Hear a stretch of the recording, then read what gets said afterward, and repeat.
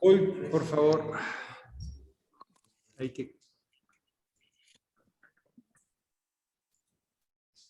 Muy buenos días a todos y a todas. Agradezco su presencia y su participación en esta ceremonia y en los diálogos que se abren, que se ofrecen en este momento para tomar más conciencia, reflexionar acerca de aspectos de la vida de nosotros y de la vida en general, de la vida universal. Si alguien tiene a bien compartir alguna pregunta, alguna experiencia, adelante, por favor.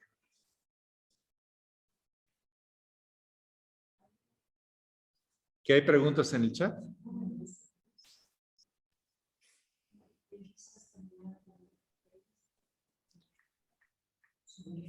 Pregunto, ¿hay preguntas en el chat? Sí, hay dos preguntas. Le leo la primera. Por favor. Es de la hermana Laurencia González. Dice, buenos días,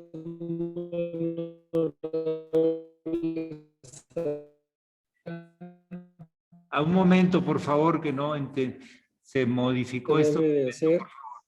Momento. Sí. No entendí nada. Ahora sí, adelante. A ver. Sí, la pregunta dice es, cuando tenemos la oportunidad de cambiar el aceite para el fuego eterno en un centro cultural, ¿hay alguna indicación de cómo se debe de hacer? ¿Con zapatos o sin zapatos? Si el fuego está en el centro del altar, ¿por dónde se debe de subir? ¿Del lado o por el mismo centro? ¿Hay algún momento del día para renovar el aceite? Muchas gracias. Excelente día. A ver, ¿por qué prendemos un fuego y mantenemos ese fuego? Cultivamos ese fuego. ¿Qué sentido tiene? Tiene muchos. Voy a tratar de ahondar en algunos. La distinción entre el primate y los mamíferos y el ser humano es el descubrimiento del fuego. El mantenimiento del fuego, que lo hace como el fuego que aparece en el cielo, el sol, que es caliente. Y el sostener el fuego, no acá abajo, sino arriba, significa el dominio y la aspiración de regresar a la luz, que tenemos esa capacidad. En lo más profundo de la psique humana, el fuego representa esa conexión con la fuente.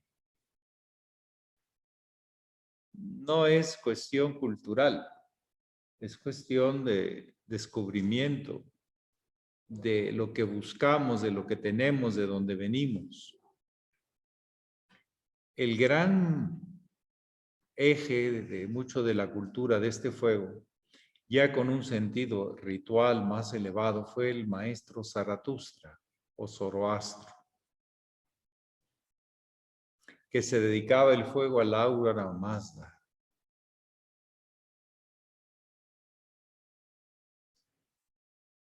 O sea, a la fuente y a su creación, al Aura Mazda. Cuando prendemos un fuego, debemos referirlo a los principios de origen, al Padre Nuestro.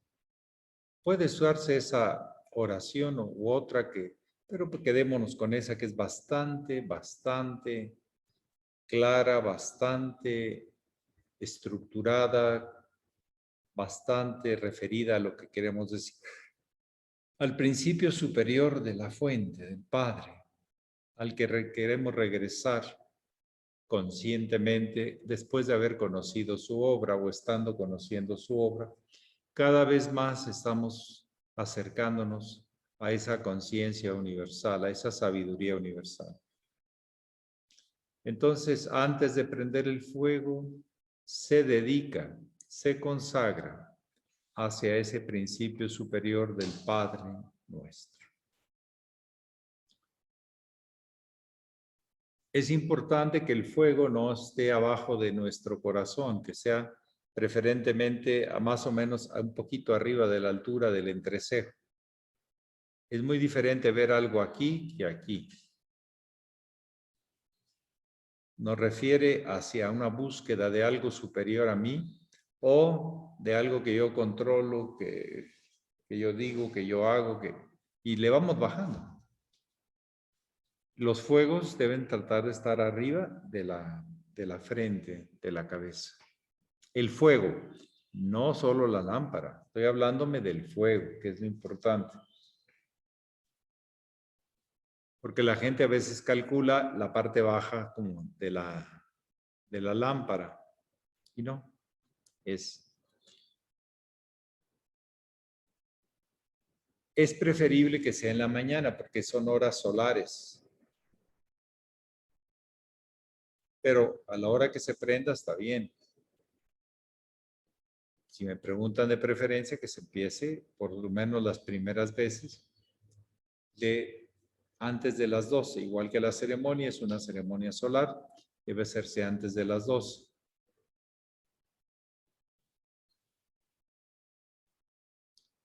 Es ese aspecto que fluye hacia abajo. Son las primeras 3 casas del zodiaco, las primeras 6 horas después del amanecer. Llegamos a las 12 de mediodía.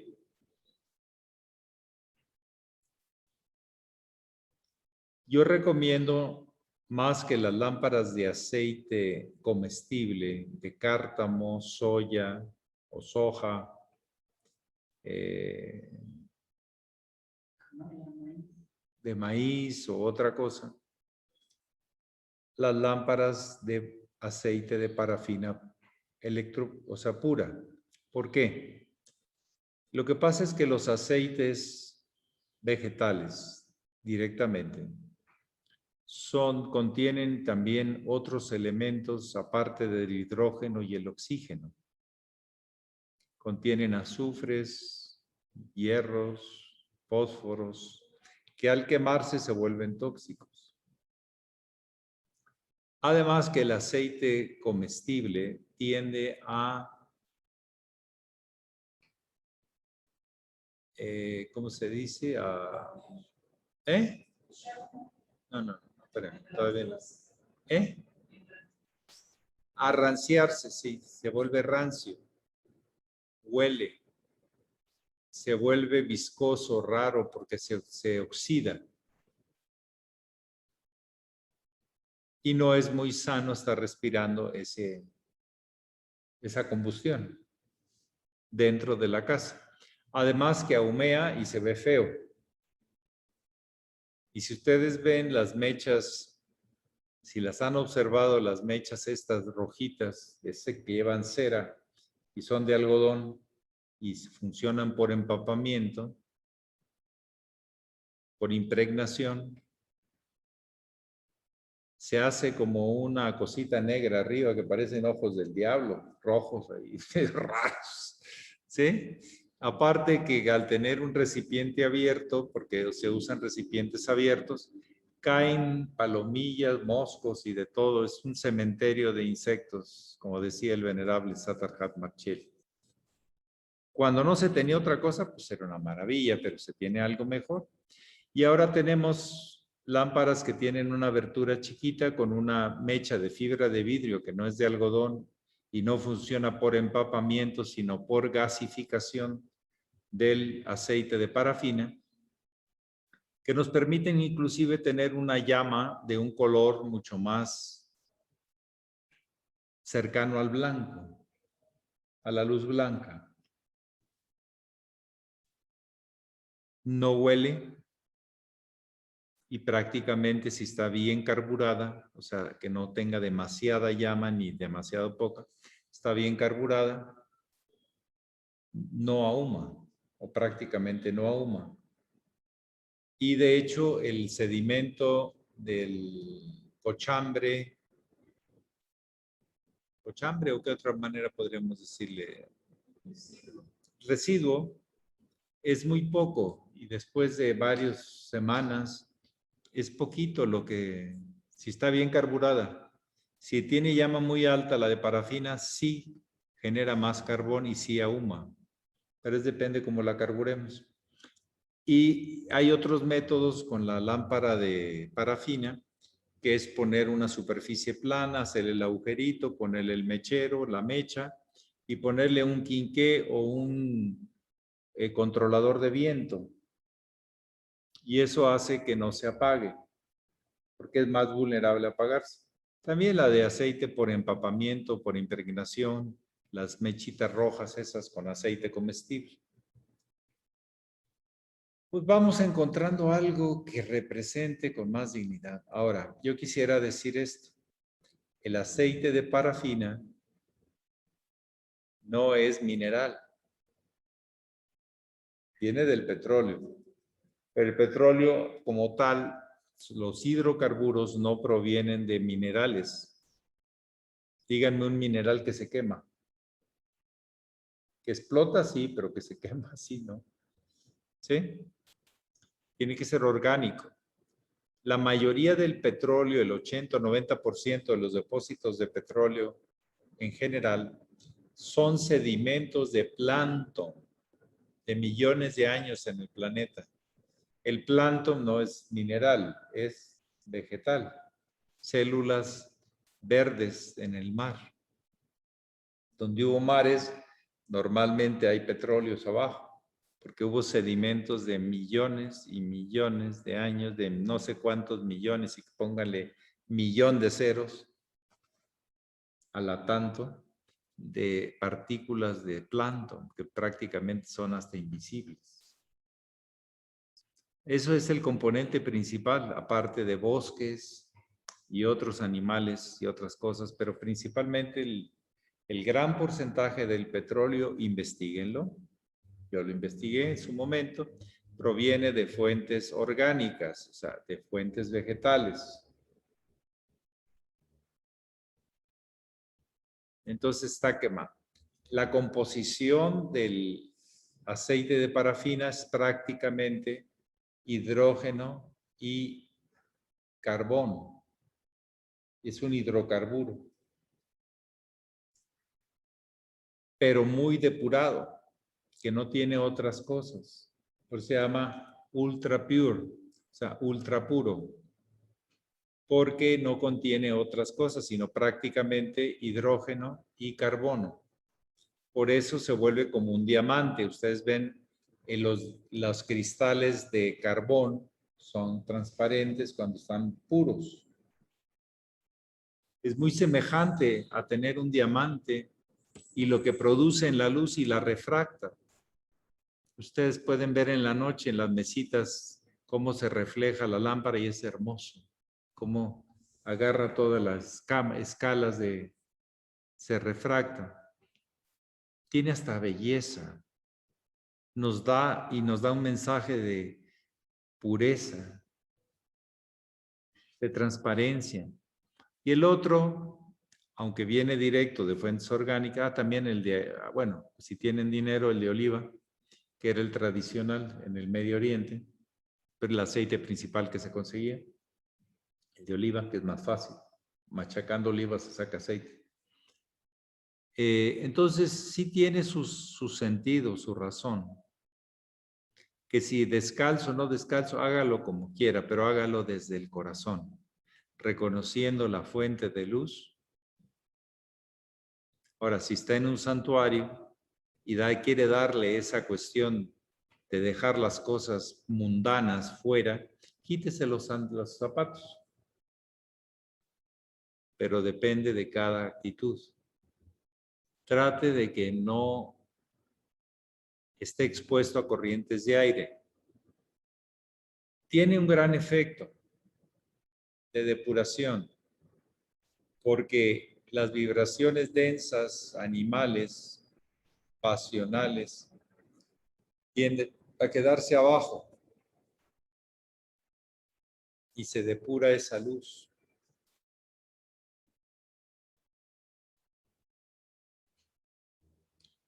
Cambia el ambiente cuando está consagrado ese fuego.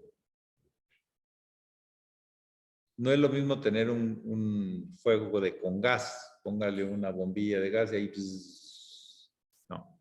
Se hace con aceites vegetales, pero el aceite de ultra pura es prácticamente aceite vegetal, no es aceite mineral. El aceite mineral traten de prender, que le llaman aceite mineral, que no hay aceites minerales, no prende, es muy denso.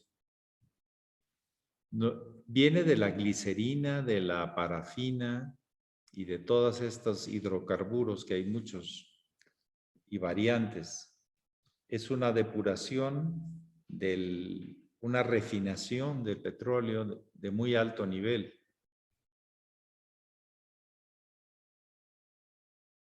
Para mí es lo más recomendable, con puntos de referencia como se los he compartido, y definitivamente hay más. El fuego representa la unión y la división. Separar lo denso de lo sutil y unirnos a la luz. La llama tiene 3 niveles: la llama el lugar de combustión que deja residuos, el lugar de calor que expande calor y recibe oxígeno, está respirando, el fuego respira, expande calor y genera un vacío que recibe oxígeno, y además la luz que es radiante. Es muy recomendable tener un fuego en casa, en los lugares de hacer disciplinas de alto refinamiento. Es lo más recomendable, es lo que les puedo comentar en breves palabras.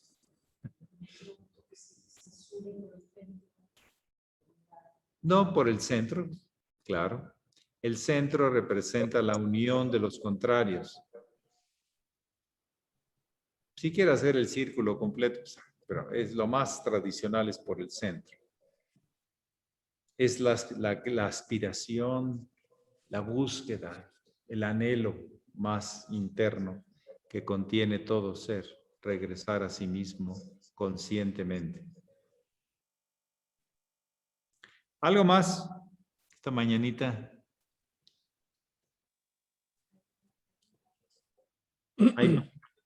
Sí, hay otra pregunta aquí en el WhatsApp de la hermana Elisa Zapot.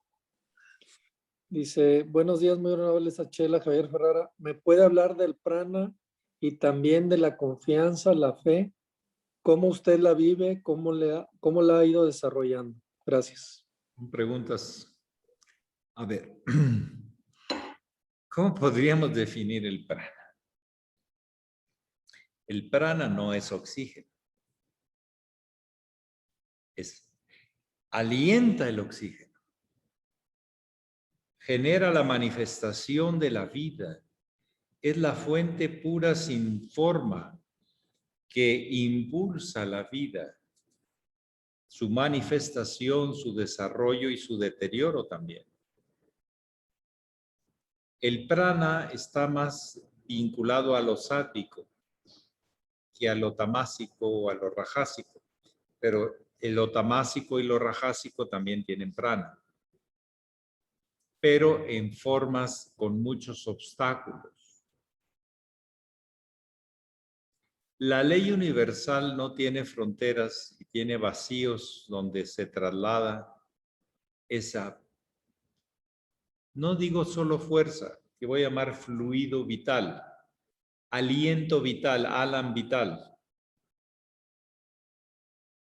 El prana hace que la vida se manifieste, se expanda, tenga la bujía, el impulso de descubrirse a sí misma.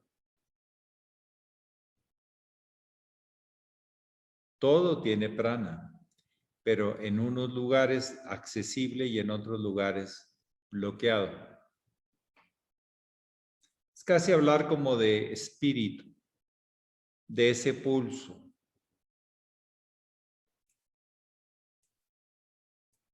¿De dónde nace ese impulso? De los átomos, de toda la materia, de nosotros, de las galaxias, de las estrellas. Bueno, lo referimos a una fuente inagotable de hacer fluir las posibilidades de la vida, y a eso le llamamos, hasta donde yo entiendo, prana. Los orientales fueron, especialmente los hindús, muy simpáticos, porque a casi todos le pusieron 2 sílabas. Prana, yoga, ha, ta, ta, ta. Y cuando no quieren referirse a algo muy superior, lo definen con una parrafada ahí de consonantes y de vocales de 20 o 40 o 50, muy especiales, ¿sí? Pero en lo más esencial, en lo más, lo definían con solo con dos sílabas.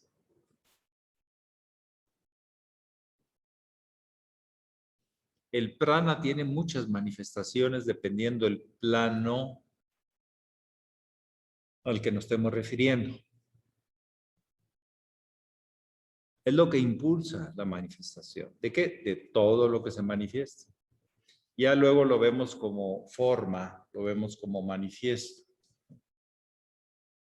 Y la fe. La fe, yo les puedo compartir que no se inventa, se descubre, se asimila uno con la vida. Cuando ve que todo tiene la necesidad de buscar algo más de sí mismo, de no perderse, sino de encontrarse. La fe es anhelo, o como lo decía el hermano mayor, presentimiento de verdad. Necesidad de búsqueda. Necesidad de acción para poder descubrir. Pero lo vemos desde como decía Walt Whitman, desde la brizna de una hierba. Él vivía en la isla de Manhattan, en uno de los lados, en Queens, y hay mucha hierba de esa que crece a los lados del océano en la parte norte, ¿sí? Que es una hierba gruesa, cercana al mar. No la toca el mar, pero es cercana al mar, crece en la sal. Y aún una ramita seca, una ramita vibrante de esas hierbas, está la luz, estás tú, estoy yo. Ver un gusanito, trepar algo,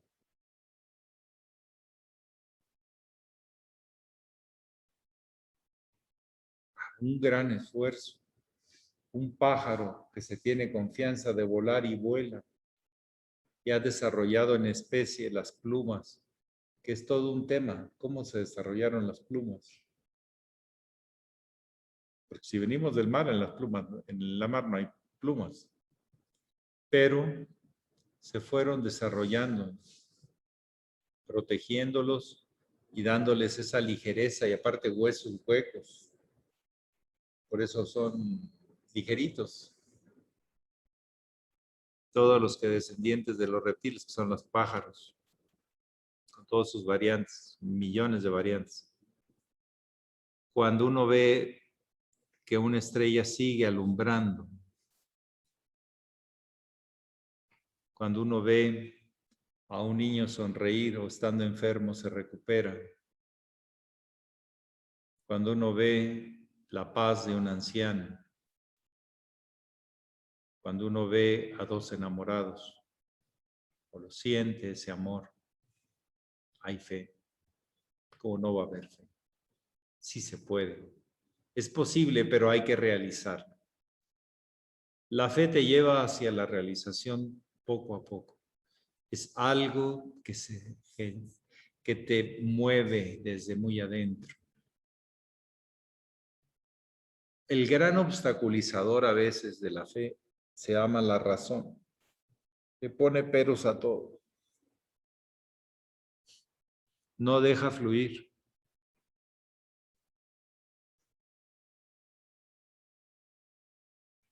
Un pájaro, ¿ustedes creen que vuela o no vuela? ¿Se acuerdan de la caricatura o la aventura de Dumbo? Con una plumita creyó que podía volar y volaba. ¿Verdad? Como un elefante vuela, por favor. La fe.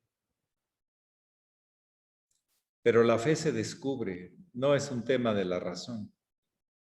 Se vive, se siente, se impregna.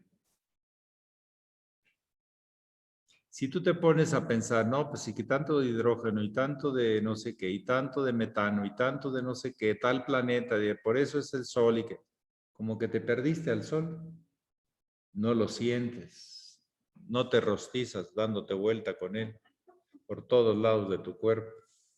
¿Rostizar se oye feo o no? Pues es eso, ¿no? Le das vuelta, ¿no? Le das vuelta, ¿no? Una montaña que por un lado estás helándote y por otro lado te está dando el sol calientito, ¿no? Y tú te das vueltas así en invierno, que uno se da vueltecitas. ¿Cómo no hay fe? La fe es presente siempre. La vida sigue, el universo sigue. El que uno a veces dice, no, ya no vale la pena, todo es una tragedia, todo es una porquería, yo ya no quiero vivir. Es uno, con sus razones y justificaciones que no tiene nada que ver con la fuerza vital.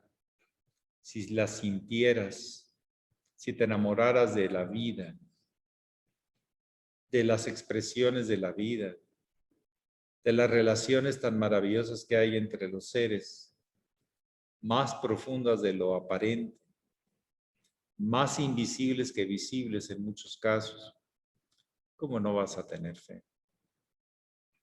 Más que tenerla, es descubrirla y como montarte en ella. Es como la alegoría de montarte en el dragón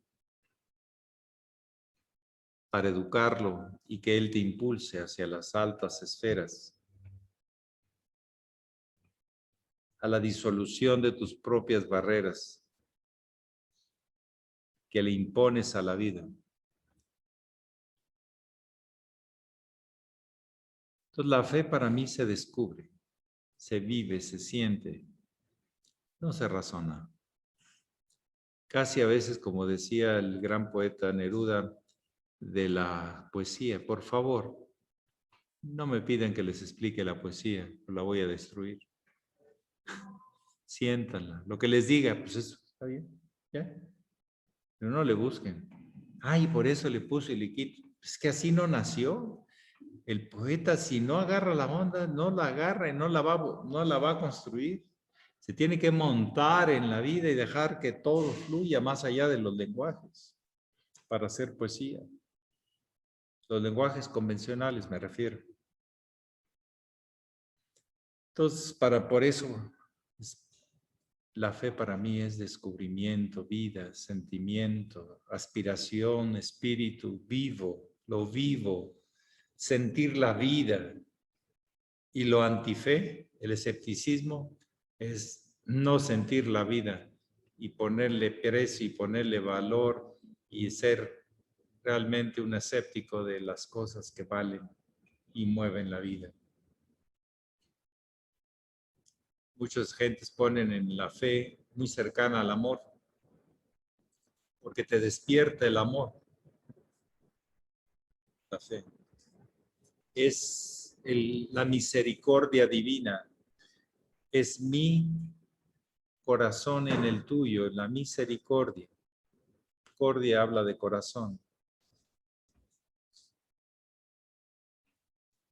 En fin, pero hablar de fe es como hablar de comida, hay que probarla.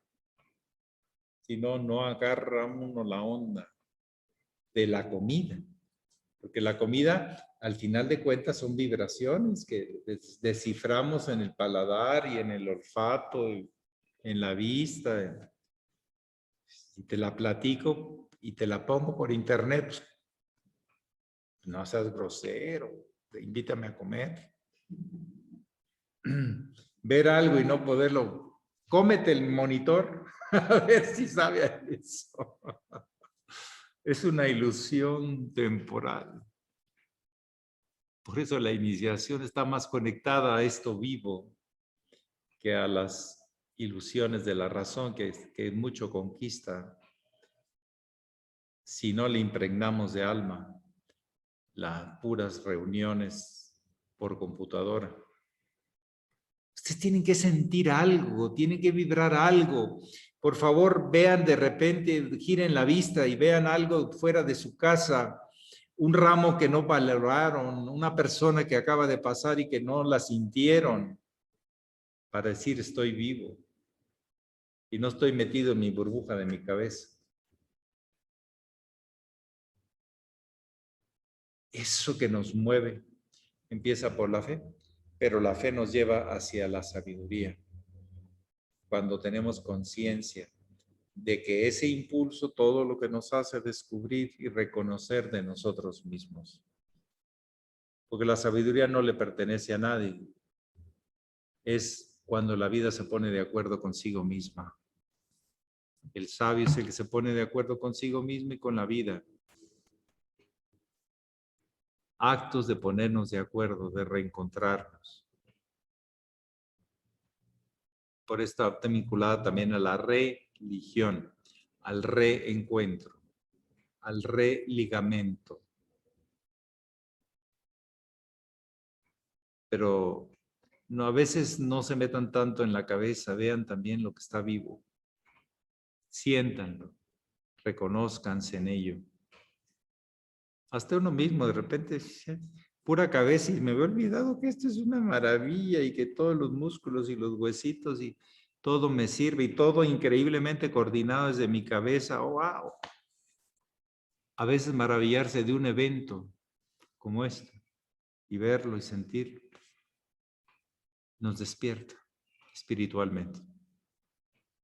Y demasiada abstracción, cabeza, sin sentirlo, sin vibrarlo, pues nos separa de la vida.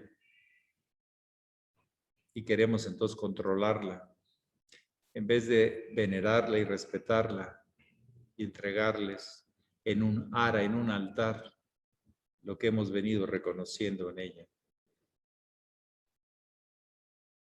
como nuestra ofrenda. Las aras o altares son para presentar ofrenda. ¿Qué estás ofreciendo? Hay gente que llega al antenaje o otras cosas, a ver qué me da, poderes, y a ver qué me tiene. Si todo está dentro de ti, tan escéptico eres, tan ciego eres, pero el entrenamiento de venir, te reconozco en estos elementos, me reconozco en ellos. ¡Wow! Esto está vivo. Nada más no te pases de vivo, que son los que andan detrás del poder como finalidad.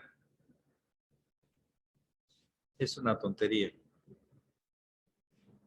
Genera solo sufrimiento. Bueno, algo más esta mañanita, aparte de fe, de prana y de, ¿qué más se habla? Y del fuego, que ahí van más o menos. Nos hacen que no nos durmamos, o más bien despertemos. ¿Algo más? Sí, la hermana Enar pide la palabra. Enar, buenos días. Buenos días. Hablando de fe, usted nos ha dicho que no confundir a veces la fe con razonar, ¿no? Y yo a veces dudo cuando pienso en la fe, ya estoy hablando, ya estoy metiendo la palabra pensar, y pienso si la referencia... ¿Puedes separar un poquito del micrófono, por favor?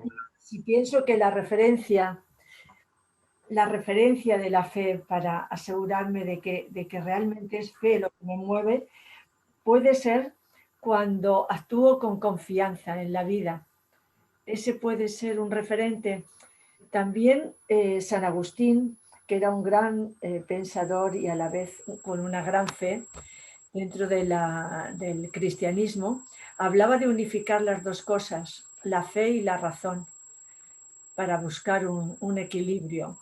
Entonces, yo pienso si cuando razono me ayuda a comprender y esa comprensión también me puedo apoyar en ella para tener fe. Un poquito la confianza que siento antes de tener fe, el anhelo de mi alma que me lleva a buscar esto, puede ser ya la misma fe, o también la comprensión me puede facilitar la fe. ante lo que es incomprensible. Aparentemente. Gracias.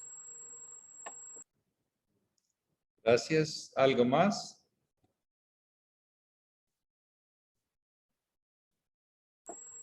No, nada más. Era la pregunta si una cosa lleva a la... Es que no la entendí como pregunta, sino como experiencia de usted. Sí, es mi experiencia interna de reflexión, de dudar entre la razón por un lado y la fe cuando hay un anhelo que me mueve a buscar.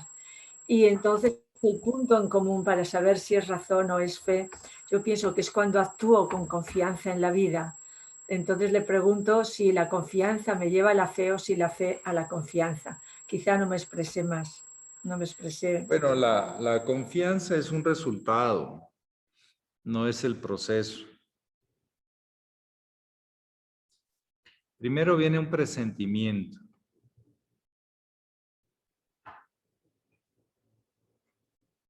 Luego viene un descubrimiento, donde entra la razón para ver por qué siento, por qué vibro, por qué esto, por qué el otro. Pero no debe estar por encima de lo que estamos sintiendo, sino debe estar conectada a lo que estamos viviendo. La razón tiene que tener un espíritu. Si no, se vuelve fría. Se vuelven ideas que no tienen relación con la vida, cuando deben ayudarnos a descubrir la vida. No es que la razón vaya en contra de la fe, pero la podemos poner en contra cuando quiere dominar a la fe. Y empezamos con los prejuicios que nos hacen hacer destrozos y medios, porque ya no sentimos la vida, no la veneramos, no la respetamos.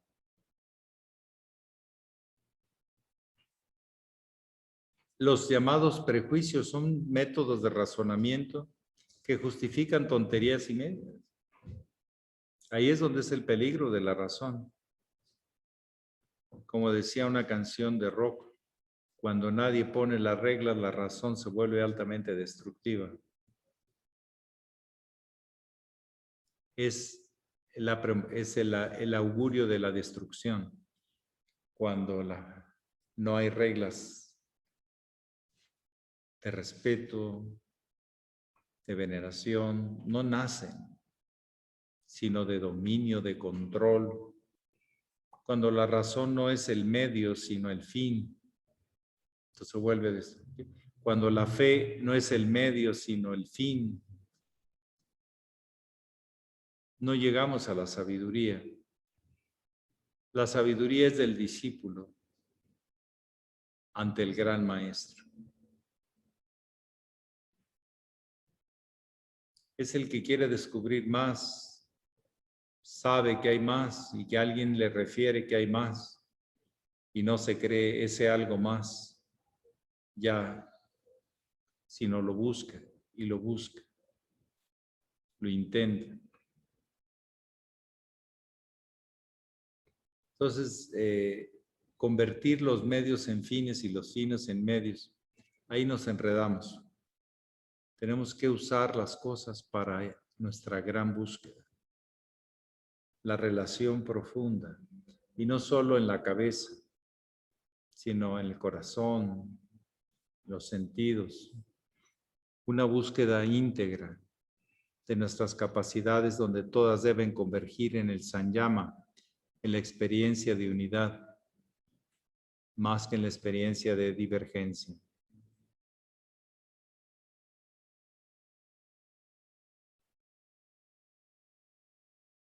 Pero bueno, es parte del proceso. Quemarte de vez en cuando para respetar el fuego. Sí, adelante, gracias. Gracias. Buen día, maestros y hermanos. Usted dijo ahorita algo que me resonó mucho, que es venerar la vida. ¿Cómo podemos, justamente que no nos atrape esa vorágine de la razón o de estar en una burbuja de fantasía quizá o de ideas? ¿Cómo podemos venerar la vida, honrar la vida más y más? Agradeciéndole y sabiendo que somos solo un medio, que no es nuestra propiedad, nada, ni nuestro cuerpo es propiedad, es custodia.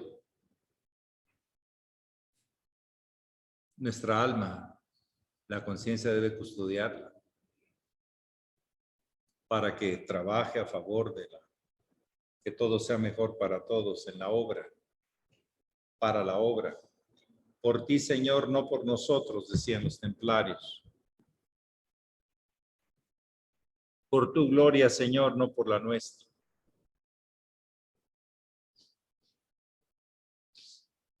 Esa disposición de entregar todo, servir desde el corazón como agradecimiento, nos predispone a que fluya la luz, y a que le encontremos un sentido muy diferente y más profundo y significativo a la vida. Venerar es reconocer la luz de algo, de alguien, de un evento. No que sea la última versión de la luz, sino un encuentro con ese aspecto de la luz. Cuando nos volvemos más discípulos con plan de descubrimiento y menos de posesión, de conceptos y de controles y de todo, ¿sí? Por eso el iniciado un tiempo tiene que soltar todas las estructuras y dejarse fluir. Aprender a fluir.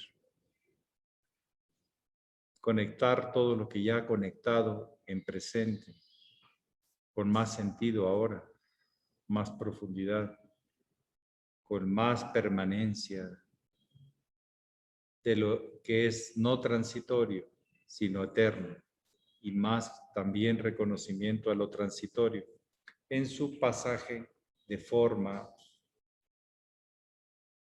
Así honramos la vida, su manifestación y su eternidad.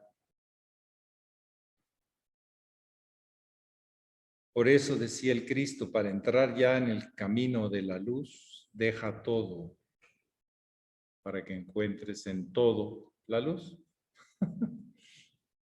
Deja de estarte atado, apegado, dependiente y libérate. Por eso, si alguien me habla de que ha alcanzado grados de luz como de gurú hacia arriba y no ha dejado todo, no ha alcanzado nada. Se está inventando un nuevo puesto de poder y de control para los tontos que no han estudiado cómo han sido los grandes maestros, sencillos, humildes y sin posesiones, pero con todo el corazón al servicio de la vida. Nos hacemos los tontos, no es que seamos tontos. Nos miramos para otro lado porque no nos conviene. Nos da miedillo, aunque no queremos reconocer que tenemos miedillo. Pues, pero ¿por qué engaña a la gente? Usted conoce que la tradición es transparente. Váyanse por ahí, dijo el Cristo. Váyanse por ahí, dijo el Buda. Váyanse por ahí, dijo el maestro, el hermano mayor. ¿Por qué no vamos a irnos por ahí? ¿A quién? Y les decimos diciendo gurús a gente que viven con posesiones y ambiciones. No, Señor. Pues le habrán puesto ese nombre y en la organización se lo digo, pero yo no lo reconozco, no lo veo. Porque no va de acuerdo con los grandes maestros, con las grandes iniciaciones. Si alguien se ofende por lo que digo, pues se ofende porque las cosas son así y tiene un problema. ¿Qué está ocultando? Su miedo. No tenemos por qué escondernos ante lo que es diáfano, claro. La vida es, el ser es conciencia liberada, no conciencia dependiente y atada. Y menos a personas. Se sigue una línea, no a personas. La institución debe seguir una línea, no a personas. Si esas personas en cierto momento representan esa línea, pues sí. Y si no, pues no. Tan simple como eso. Pero no seguimos a las personas, seguimos una línea. La última y nos vamos. ¿Sí? Por acá. Sí, adelante. Contamos aquí con la visita del anciano del Arran de Ensenada, Aurelio López, ¿verdad? Sí. Sí, es un comentario nada más. Se entiende que la fe es en la certeza de lo que todavía no se ve. Entonces, así como el prana, que no lo puede uno ver, pero está en todos lados, mi relación con esto es lo que pregunto: ¿qué es lo que está siguiendo usted? ¿Qué es lo que está siguiendo muy reverendo? Si no fuera por fe en que hay algo más allá, yo creo que no estarían aquí. Sí, pero yo he visto que hay algo más allá, no solo lo presiento, ya lo he visto. Lo vi en el hermano mayor. Lo veo como una aspiración de alguien que no conocí, que fue el Maestro Jesús. Lo veo como alguien que no conocí, pero veo su claridad en el Buda. Lo veo y lo he sentido también de Krishna. Es una línea, la sagrada tradición iniciática.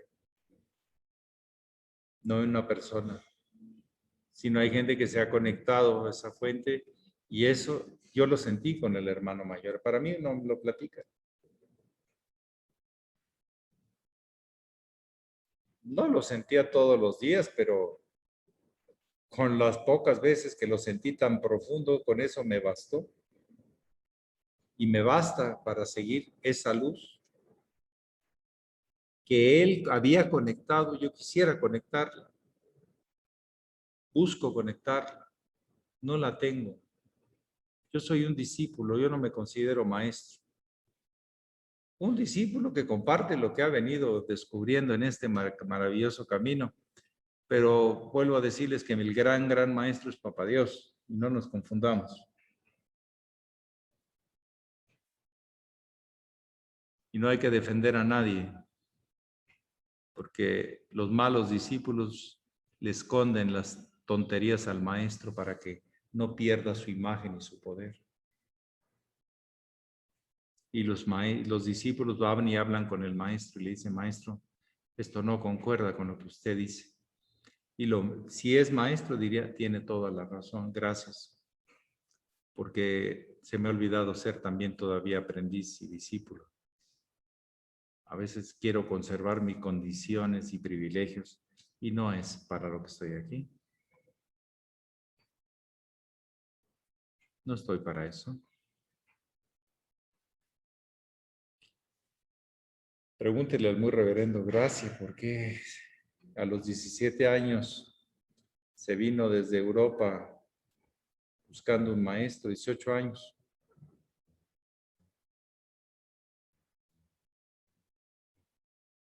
No creo que lo hubiera tenido así claro, no, pero lo que le invadió sí lo tenía más que claro.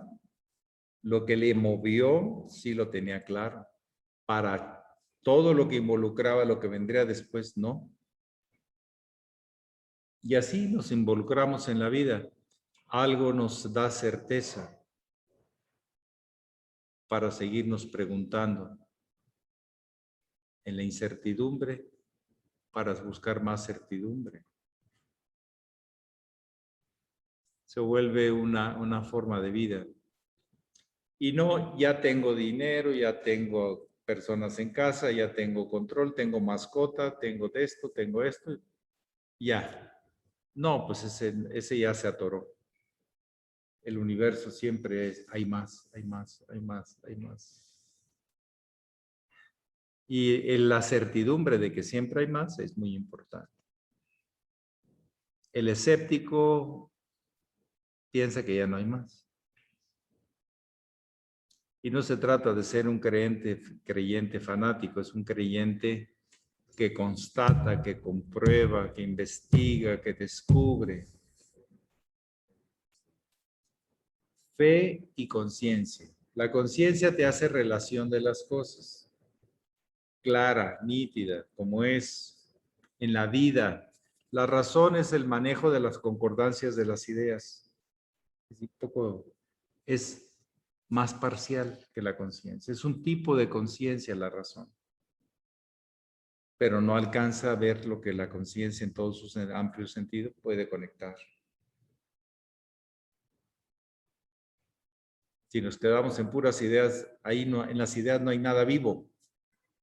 Las ideas tienen que estar conectadas, realizadas, percibidas desde la realidad, para que tengan vida, ánima, aliento.